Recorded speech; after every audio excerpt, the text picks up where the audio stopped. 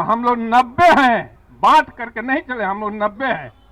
तू साबित करो कि हम 90 नहीं है, और तू 10% पूरा मलाई चाव रहा है। कॉलेजियम सिस्टम से उनके लोग बैठे हुए हैं वहां पर हाई कोर्ट सुप्रीम कोर्ट में, और किसी भी जजमेंट को 2 मिनट में पलट देते हैं, खत्म कर देते हैं।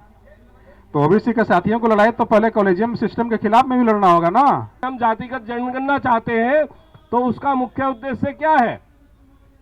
देखिए, सरकार को करना चाहिए। क्यों करना चाहिए? कि हम सिंधु घाटी की सभ्यता से निकलकर चले।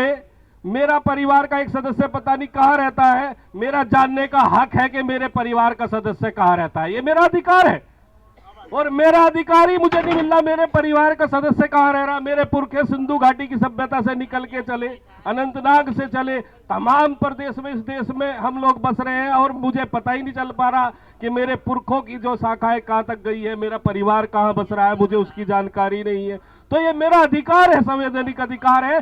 सरकार से मैं अनुरोध करता हूं कि भाई, मैं अपने परिवार से बिछड़ गया, मैं उन्हें जानना चाहता हूं, उनसे मिलना चाहता हूं।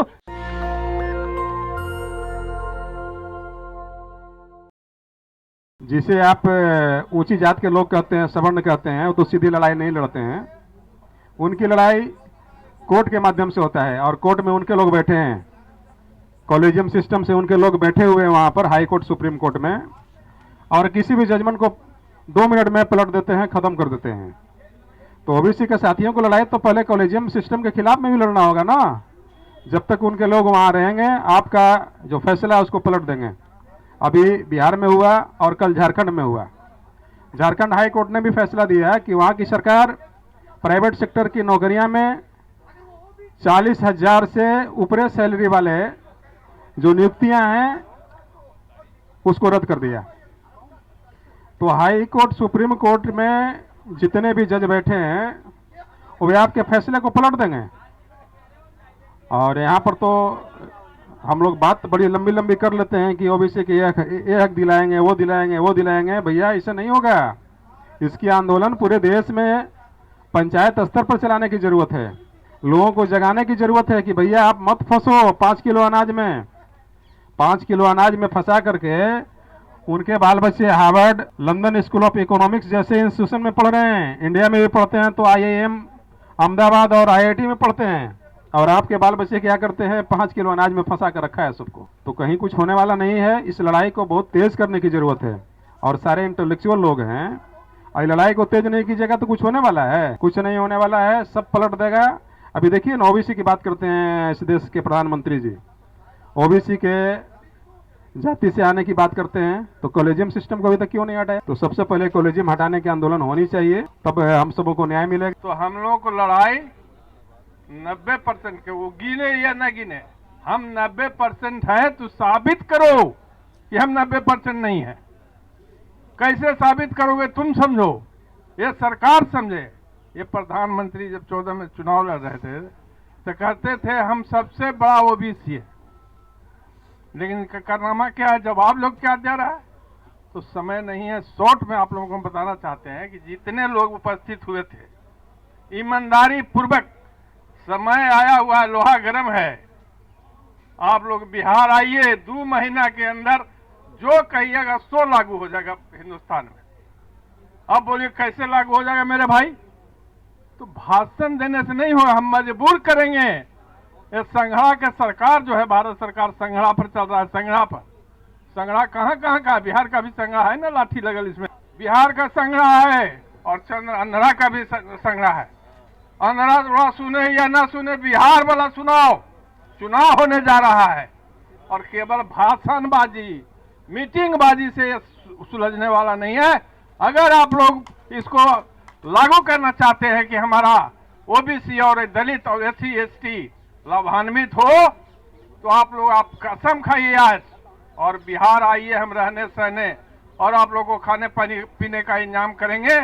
2 महीना में लागू करावेंगे, और भारत सरकार चिचिया के बुला करके लागू कराएगा। अगर आप लोग चाहते हैं, मेरा विश्वास है। तो हम लोग 90 हैं, बांट करके नहीं चले, हम लोग 90 हैं। तू साबित करो कि हम 90 नहीं है, और तू 10% पूरा मलाई चाव रहा है। इसका मतलब हम लोग फूट है। हमारे नेता लोग अपने स्वार्थ, अपने कुर्सी के लिए। आज बहुत सारे लोग भाषण इसमें दे के गए हैं, कल जाके कहेंगे ना ये आदमी ठीक है, इसी को वोट मिलना चाहिए।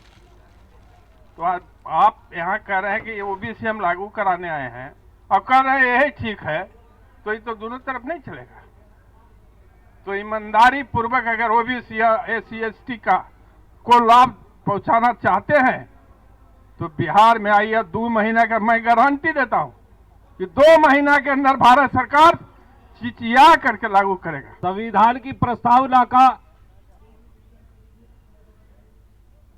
उसको पढ़ा, उसका संकल्प दोहराया, तो उसका मुख्य उद्देश्य यह है कि सरकार इस संविधान का हनन कर रही है, उसके दिए अधिकारों का हनन कर रही है।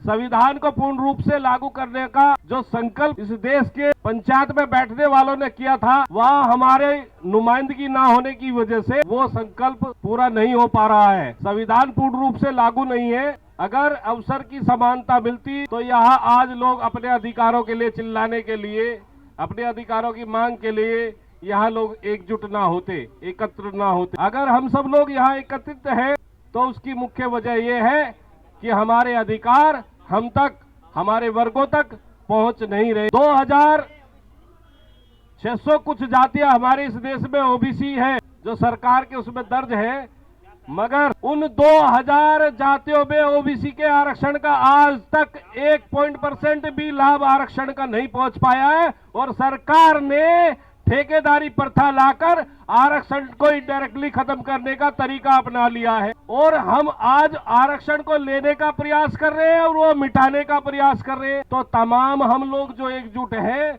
उस संविधान को, ओबीसी के आरक्षण को जब हमें मिला ही नहीं और आपने मिटाने की तैयारी कर ली है, तो तमाम निजीकरण व्यवस्था के खिलाफ और सरकारी सिस्टम में जहां हमारा प्रतिनिधित्व नहीं है ओबीसी का, उसकी ये हमारी लड़ाई है। और इसे मजबूत करने के लिए जो हमारी यहाँ पंचायतें, सबका अपना अपना हम तमाम मुद्दे और मसलों के लिए लड़ रहे हैं, संघर्ष कर रहे हैं, आवाज उठा रहे हैं, अपने संवैधानिक तरीके से आवाज उठा रहे हैं। मगर उस आवाज को बल मिल सकता है ओबीसी महासभा तमाम साथियों को साथ लेकर सत्ता की कुर्सी को साधने का काम कर ले। तो हमारा सुझाव है कि ओबीसी महासभा जब तक इन बेईमानों को सत्ता से बाहर करने का प्रयास नहीं करेगी, तब तक ये सुन लिए, ये जो लोग सत्ता में बैठे ये सुनने वाले नहीं है। वो कुर्सी क्यों छोड़ेंगे? वो हमारे हक अधिकार क्यों देंगे? हक अधिकार वो हमारे नहीं, हमारे खेतों पे जो कब्जा करके बैठा वो अपनी फसल उगा रहा है, उसमें खा रहा है, उसका घर चल रहा है, उसकी बस्ती चल रही है, वो क्यों देगा? उस खेत में हमारा हिस्सा है, वो हमारे मांगने पर नहीं दे रहा है, तो वो खेत हमें खाली कराना है, तो उसके तरीकों पे हमें काम करना होगा। संवैधानिक दायरे में ही करने की हम बात कर रहे हैं। मत का अधिकार हमारे पास है, हमारा संख्या बल है, हमें पता है हम ओबीसी जनगणना क्यों चाहते हैं। ओबीसी नहीं, हम जातिगत जनगणना चाहते हैं। तो उसका मुख्य उद्देश्य क्या है? देखिए, सरकार को करना चाहिए। क्यों करना चाहिए? कि हम सिंधु घाटी की सभ्यता से निकलकर चले। मेरा परिवार का एक सदस्य पता नहीं कहां रहता है, मेरा जानने का हक है कि मेरे परिवार का सदस्य कहां रहता है, ये मेरा अधिकार है। और मेरा अधिकार ही मुझे नहीं मिल रहा, मेरे परिवार का सदस्य कहां रह रहा। मेरे पुरखे सिंधु घाटी की सभ्यता से निकल के चले, अनंतनाग से चले, तमाम प्रदेश में, इस देश में हम लोग बस रहे हैं और मुझे पता ही नहीं चल पा रहा कि मेरे पुरखों की जो शाखाएं कहां तक गई है, मेरा परिवार कहां बस रहा है, मुझे उसकी जानकारी नहीं है। तो ये मेरा अधिकार है, संवैधानिक अधिकार है।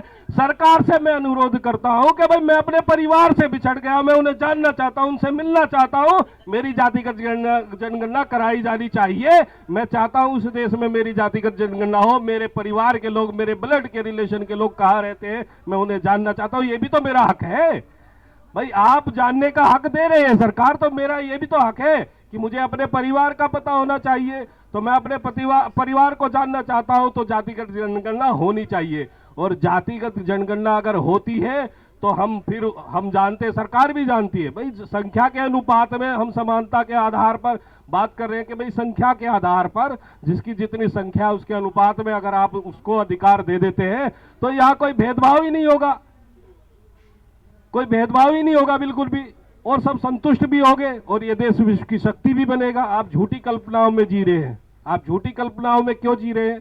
कि लोग आपके लोग सत्ता में बैठे हैं, हम उनसे कैसे न्याय की उम्मीद कर सकते हैं जो सत्ता में बैठकर जज की कुर्सी पे हो या कहीं भी हो, सिस्टम में बैठकर हम उन लोगों से कैसे न्याय की उम्मीद कर सकते हैं जो हमारा शोषण कर रहे हैं और वही न्याय करने वहां बैठे।